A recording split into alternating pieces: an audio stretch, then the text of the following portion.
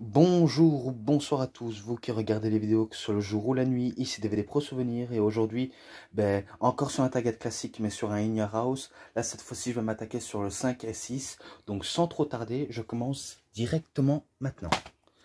Donc voilà les targets classiques 5 et 6. Donc voilà, je vais essayer d'aller plus vite que je peux. Donc les disques, je n'ai pas besoin de vous montrer vu comment vous le savez déjà. Et là c'est la liste des matchs. Donc tout d'abord, alors il est pas... Le premier match, il est pas noté dedans, mais je vais vous citer. Savio Vega contre Bob Backlund dans un match simple. Donc, je dis direct, c'est Savio Vega qui bat Bob Backlund. Et le deuxième match, Reza Ramon et Marty Jannetty contre 1, 2, 3 Kid et Psycho Sid, accompagné par Ted DiBiase. Match par équipe simple. Alors, bon, j'espère que vous savez de quoi, hein, les bons échanges. Et par contre, les nearfall qu'il y avait avec le public, donc c'est vraiment magnifique. Du fait que la foule est hyper active dans les matchs comme ça. Et ben ce match-là, enfin, tout d'abord le premier match, je sais pas si je l'ai noté, mais je lui mets un 2,81 et celui-là ce sera un 3,10. Donc voilà, je dis direct. Je pense pas l'avoir déjà noté maintenant, mais c'est pas grave du fait que je le dis. Ensuite, Ahmed Johnson contre Buddy Landel, accompagné par Dean Douglas dans un match simple. Bon, le match, c'est un match court, donc c'est un squash match. On peut appeler ça comme ça. Et c'est une victoire d'Ahmed Johnson, qui bat avec un finish. De toute façon, les finishes seront notés, mais par contre, il y en a que j'ai un petit peu oublié quel est le finish du match, donc pour ça je passe directement pour éviter de trop spoiler. Mais bon, ce match-là, je lui mets un, un 2,90, car il m'a pas si emballé que ça. Ensuite, match Arkansas Hog Pig avec Illy Billy Jim comme arbitre invité spécial. Ouais, donc on va dire un match où celui qui rentre dans la boue, dans l'enclos de cochon, a perdu, quoi. Eh ben, Hunter Hearst Helmsley contre Henry Godwin. Je me rappelle qu'il faisait son entrée avec 2 sauts. Ouais, 2 sauts. Et il avait même balancé sur le caméraman et un peu dans le public. Mais jusqu'à ce que Hunter Hearst Helmsley, Triple H, qui se fait attacher dans les cordes. Et il se fait bouffer de la bouffe pour cochon. Oh, c'était dégueulasse. Et après, Henry Godwin, il le balance dans la figure. Ça, je l'ai déjà noté dans King of Kings d'Erson Le One. Donc, c'est sûr que je le noterai tout à l'heure, celui-là, promis juré. Je me rappelais qu'Hunter Hearst Helmsley s'est fait ouvert le dos suite à cause d'une projection dans les barrières en bois et qu'il y avait du métal. Donc, il avait une entaille au dos. Eh ben, c'est Henry Godwin qui perd parce qu'il a été dans la boue pour cochon. Et après, Illy Billy Jim le balance Hunter Hearst Helmsley dans la boue pour cochon. Et le pauvre, il va même glisser et même prendre de la boue comme s'il glissait. Donc il est en balance dans le public. Et il va même se manger du soda dans la figure, Triple H. Donc ce match-là, ça je le noterai en description. Donc voilà. Ensuite, Owen Hart accompagné par James C. Cornette, qui est Jim Cornette, contre Owen Hart. Owen Hart contre Owen Hart, ça n'existe pas. Non, contre Diesel. Parce que Owen Hart contre Owen Hart, je sais pas, à mon avis, il a dû avoir un frère jumeau. Alors qu'on ne savait pas. Non, non, non, c'était pour rire. C'est une erreur de ma part. Mais tout ce que je sais, c'est que ils ont fait des bons échanges. Même si Diesel, côté technique, c'est pas trop ça. Lui, c'est plus dans le côté brut et le côté puissant. Mais autrement, c'est tout. Mais ça va, au moins, Owen, il a de la psychologie, côté technique, assez efficace. Et ben malgré tous ces beaux mouvements, Owen Hart gagne par disqualification. Car je suis sûr que Diesel a donné un coup de pied dans les parties, ou alors il a pris une chaise, quelque chose comme ça, pour s'en tirer de cette manière. Donc voilà quoi, j'ai pas trop d'avis à en raconter, si ce n'est que c'est une victoire d'Owen. Donc voilà quoi. Attendez. Et ce match-là, je lui mets un 3,20. Donc voilà. Ensuite, l'Undertaker accompagné par Paul Bearer contre King Mabel accompagné par Sirmo. Match de cercueil. Donc celui-là, il est dans Deadliest Matches. Et comme vous le saviez, c'est Undertaker qui bat King Mabel. Ou alors certains ne le savaient pas, mais maintenant vous êtes au courant. Donc c'est lui qui l'enferme dans un cercueil. Ouais, parce que je me suis trompé dans ma review sur In Your House 3 ou 4. Ouais, l'un des deux. Et ben j'avais dit que c'était un match de cercueil alors que c'était un match simple. Donc voilà quoi. Ce match, je vais le noter dans la description. Donc voilà. Pareil pour l'autre entre Bret Hart et British Bulldog. Donc celui-là aussi, je le noterai plus tard. Mais par contre, je me rappelais que Bret Hart, il aura saigné du front. Peut-être pas qu'il a utilisé une lame, mais je sais bien qu'il s'était ouvert le front. Et en plus, Davey Boy Smith, mais il est accompagné par sa femme, qui est la sœur de Bret Hart. Et aussi par Jim Cornette. Donc finalement, il est partout celui-là. Et c'était pour le titre WWE, bien sûr. Pourquoi oserais oublier un truc comme ça alors que c'est pas forcément mes habitudes du fait que si je retiens tout, mais c'est vrai, des fois je vais beaucoup trop vite, hein. Vous saviez à quel point je vais beaucoup trop vite et du coup ben, je suis déconnecté, je pars en boule dans mes propos. Et du coup, quand je note quelque chose des fois, j'oublie tellement de choses que j'ai oublié de dire ce que j'avais dit. Pourtant j'essaie de me rappeler, hein. Donc j'essaie de me rappeler. Mais je sais bien que là, c'est une victoire de Bret Hart. Et il le remporte par tombée, si je crois bien. Ouais, je crois qu'il gagne par tombée. Mais bon, ce match-là, je le noterai en description, promis juré. Ensuite, ben, les deux derniers, après, ben, c'est terminé. Goldust contre Duke Drozes. J'ai jamais su dire Drozes. Bon, bref, c'est pas grave. Mais c'est un match simple et c'est Goldust qui bat Duke Drozes avec son finish qu'il a. Je pense qu'il avait un autre finish, je crois. Parce que je crois qu'il le remporte par tombée et qu'il. Ouais, on s'en fout. Donc ce match-là, ben, un 3,20 aussi. Et pareil pour l'autre qui va suivre. Donc voilà, au moins ce sera noté. Donc Barry Horowitz et Akushi avec les Smoking Guns, Billy Gunn et Bart Gunn contre Yokozuna, Isaac Yankem DDS et The Body Donas. Donc Skip et Zip accompagnés par Sunny. Match par équipe à 8. Donc 4 contre 4, c'est un match à 8. Et spoiler, ben, Barry, Akushi et les Smoking Guns bat Yoko, Isaac et The Body Donas. Voilà. Donc j'ai pas besoin de noter. Et maintenant je passe à In Your House 6. Donc voilà.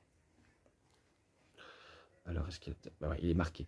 Jack the Snake Roberts contre Tatanka, qui est accompagné par Teddy DiBiase dans un match simple. Il s'est passé des choses, mais après c'était un petit match d'ouverture, même s'il a peut-être pas trop d'intérêt, mais ça va, il était plutôt pas mal.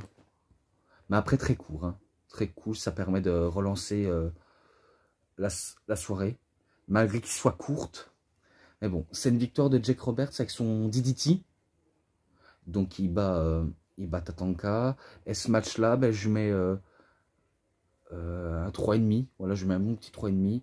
Ensuite, Razor Ramon contre 1, 2, 3 Kid. Donc 1, 2, 3 Kid. Que lui est accompagné par Ted DiBiase. En match de...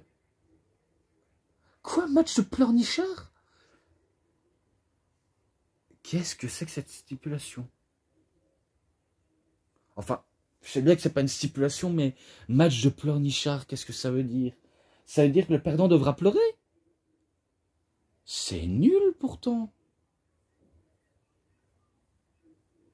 pourquoi pas celui qui se retrouvera à l'hôpital, je comprendrais, mais là c'est... J'ai pas les mots pour décrire. Bon, après, ils ont fait quand même des bonnes spots, et c'est vrai que... Ah ouais, en plus, c'est même marqué Creepy Baby, donc match de pleurnichard. En fait, je regarde Wikipédia et plus ça, donc quand j'ai vu, avant que je lance la vidéo, je me dis Creepy Baby, et après je regarde match de pleurnichard.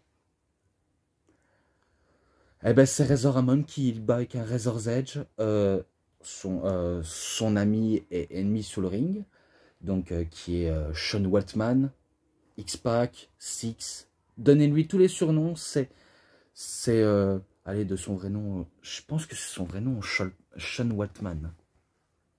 Enfin, bref, peu importe quelle identité il aborde, voilà. Donc il est back à Razor's Edge. Et par contre, ce match-là, je le mets un 3,10 parce que je me rappelais de m'en avoir rien souvenu de ce match. Ensuite, Hunter Hearst Helmsley euh, avec Elizabeth Hilden. Ah ouais, ça c'était pour la gimmick du noble en fait. Ouais, pour la gimmick du noble. Et il affronte Duke Drozes, donc Duke Dumpster Drozes. Match simple, bien sûr. Bon, après, match court aussi. Hein, donc, c'est Hunter Helmsley qui bat Duke Drozes. Et ce match-là, ben, je mets un 3,20. Je mets un 3,20. Ensuite, Yokozuna contre le British Bulldog, accompagné par Jim Cornette. Match simple. Bon, après, c'est pas du très beau catch hein, avec Yokozuna. Bulldog, ça va encore, malgré son physique assez bien taillé. Hein. Mais,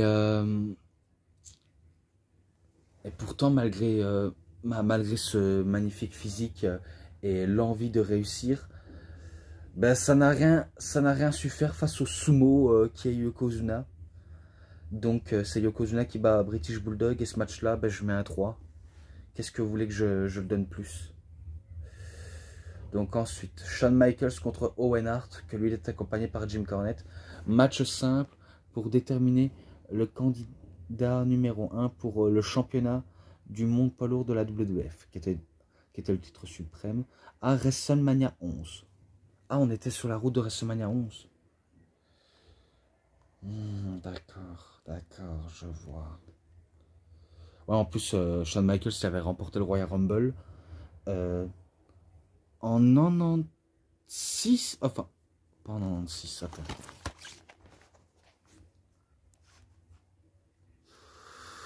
Ouais, on va dire non, 95 parce que... Ah non, 96, d'accord. Donc c'est pour WrestleMania 12. Ah, qu'est-ce que je suis con.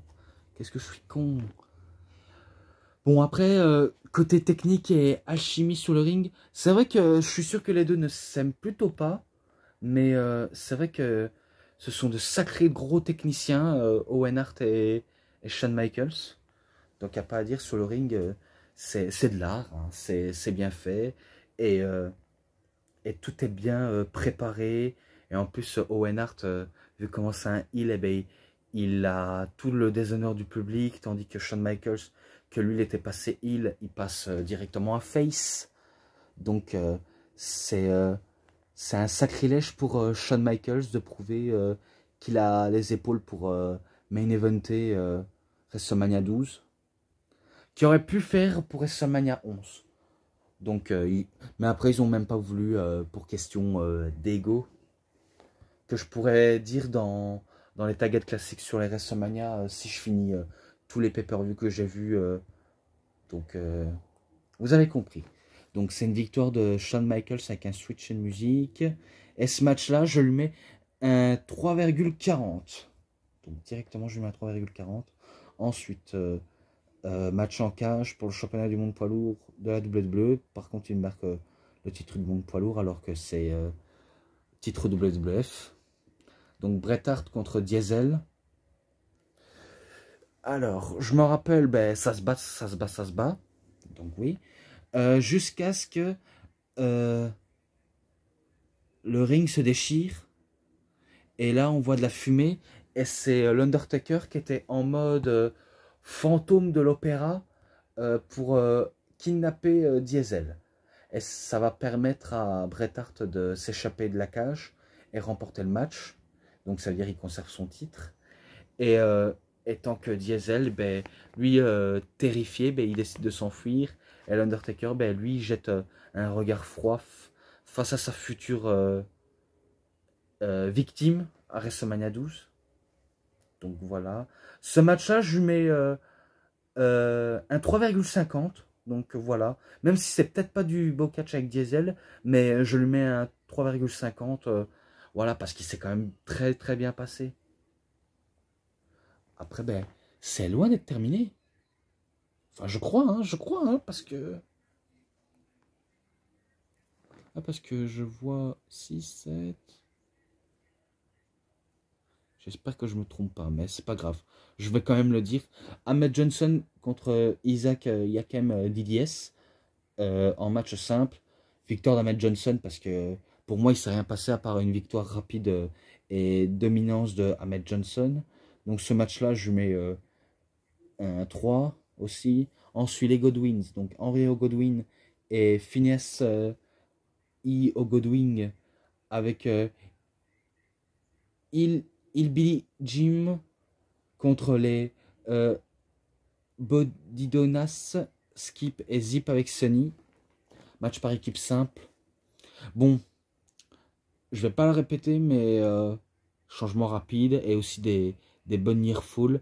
Et je crois que Sunny essaie de faire diversion en montrant ses formes, si je crois bien. Ah, pas sûr, mais c'est rien. De toute façon, je mets victoire des Godwins parce que c'est eux qui les ont battus. Et ce match-là, ben, je mets un 3,10. Et pour la fin, si c'est bien réellement la fin, si c'est bien réellement la fin, Undertaker avec Paul Bearer contre Goldust et Marlena. Alors là, faudrait m'expliquer si c'est bien ça ou... Parce que j'espère m'être pas trompé, hein. Parce que j'avais un peu de chance, mais là, je doute énormément de mes capacités.